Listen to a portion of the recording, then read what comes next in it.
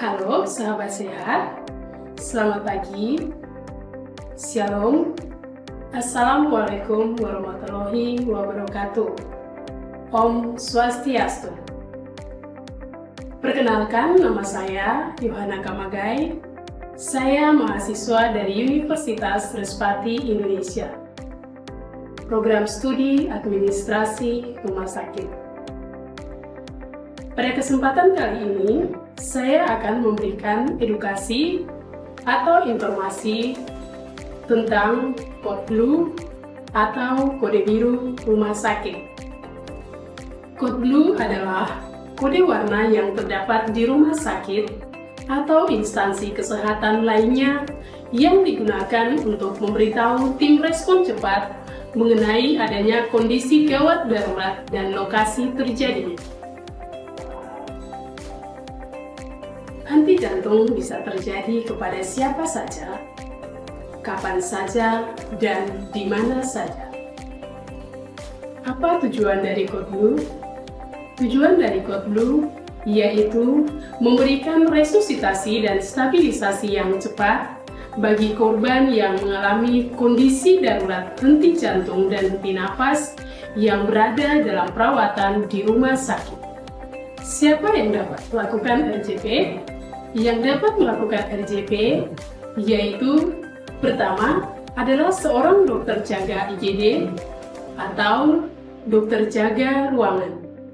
Yang kedua, perawat terlatih yaitu mereka yang telah dibekali dengan pelatihan Basic Life Support atau bantuan hidup dasar. Yang ketiga, perawat pelaksana. Nah, dalam satu tim kode blue terdiri dari minimal 5 orang. Yang pertama adalah pemimpin resusitasi, yaitu seorang dokter jaga IGD atau dokter jaga ruangan. Yang kedua, perawat yang bertugas di bagian airway dan ventilasi. Yang ketiga, perawat yang bertugas di bagian kompresi dada. Yang keempat, perawat yang bertugas di bagian sirkulasi dan obat-obatan. Yang kelima, perawat yang bertugas di bagian dokumentasi. Baik, yang berikut, bagaimana prosedur kode blue? Prosedur kode blue yaitu jika ditemukan seorang pasien dalam kondisi kardiak respiratory arrest, maka perawat ruangan berperan dalam tahap pertolongan. Yang pertama, segera melakukan penilaian kesadaran pasien.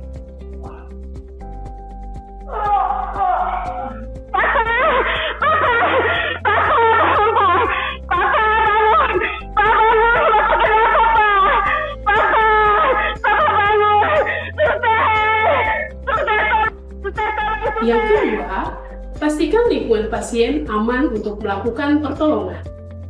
Yang ketiga, cek respon pasien dengan memanggil nama atau menepuk bahu. Jika tidak ada respon, lakukan dengan rangsangan nyeri. Yang keempat, meminta bantuan pertolongan perawat lain atau perawat penolong kedua untuk mengaktifkan kode blue. Untuk mengaktifkan kode blue, yaitu perkenalkan diri, sampaikan informasi untuk mengaktifkan kode blue. Contohnya, kode blue Yakobus kamar 3, kode blue Yakobus kamar 3, kode blue Yakobus kamar 3,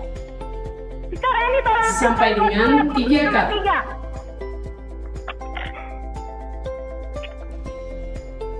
Yang kelima, lakukan resusitasi jantung paru sampai dengan tim kode blue datang.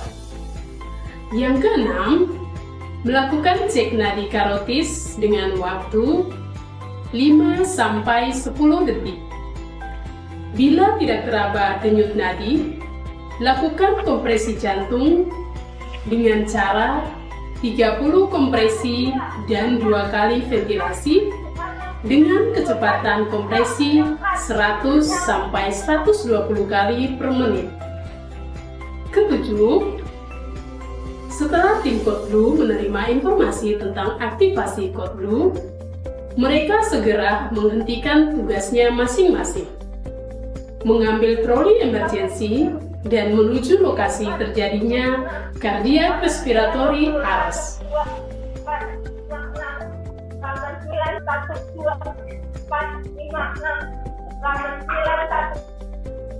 Yang kedelapan, perawat penolong pertama melaporkan apa saja yang sudah dilakukan kepada ketua tim Code Blue. Keluar dari kamar mandi dan pingsan dan harus tidak terawat dalam masih belum ada respon. Oke, sebentar ya. Yang kesembilan, tim Code Blue mengambil alih melakukan resusitasi jantung paru pada pasien untuk penanganan yang lebih advance. 1, 2, 1, 2, 3, 4, 5, 6, 7, 8, 1, 1, 2, 3, 5, 6. Nanti siapkan juga ya, yang bawa TTT langsung dikeluarkan ya, yang bawa TTT. 1, 2, Monitor sudah terpasang? 4, 5, 6, 7, 2, 3, 4, 6, 7, 8, 9, 10, 1, 2, 3, 4, 5, 6, 7, 8, 9, 3. Yang ke-10, melakukan cek nadi karotis ulang setelah 5 siklus kompresi jantung dan paru. Jika tidak teraba nadi, lakukan pemasangan AED atau Automated External Defibrillator untuk melihat irama jantung. RJP berhenti sebentar, evaluasi. Gambaran kayak ya, kalau evaluasinya di karotis. Nadi tidak teraba, Tidak teraba? Baik, Kak Isma tolong dilanjutkan RJP 100-120 kali per menit ya. Dalam 5-6 cm, dibantu ventilasi dokter Agatha 30/2 ya dok. Kak Yogi tolong masukkan epinefrin 1 plus 20 cm ya. Kalau sudah siap langsung masukkan. Nanti kalau sudah capek, untuk sementara switch ya, harus capek. Selanjutnya, Ketua tim Code Blue memutuskan tidak lanjut pasca resusitasi, yaitu pertama, jika resusitasi berhasil dan pasien stabil, maka dipindahkan secepatnya ke instalasi perawatan intensif atau ICU untuk mendapatkan perawatan lebih lanjut jika keluarga pasien setuju. Yang kedua, jika keluarga pasien tidak setuju atau jika instalasi perawatan intensif penuh, maka pasien dirujuk ke rumah sakit yang mempunyai fasilitas yang lebih memadai. Yang ketiga, jika keluarga pasien menolak dirujuk dan meminta dirawat di ruang perawatan biasa, maka keluarga pasien menandatangani surat penolakan. Yang keempat, jika resusitasi tidak berhasil dan pasien meninggal, maka yang dilakukan adalah Ketua tim Code Blue melakukan koordinasi dengan DPJP atau dokter penanggung jawab pasien. Yang kedua, Ketua tim Code Blue memberikan informasi dan edukasi kepada keluarga pasien. Yang ketiga, perawat ruangan mendokumentasikan semua kegiatan dalam rekam medis pasien dan pasien dipindahkan ke ruang forensik. Baik sahabat sehat, demikian informasi dan edukasi terkait Code Blue atau kode biru rumah sakit yang bisa saya bagikan. Kecepatan, ketepatan, dan kecermatan pemberian pertolongan dalam situasi gawat darurat sangatlah penting agar pasien segera mendapatkan pertolongan dengan maksimal. Oleh karena itu, setiap waktu yang ada adalah sangat berharga.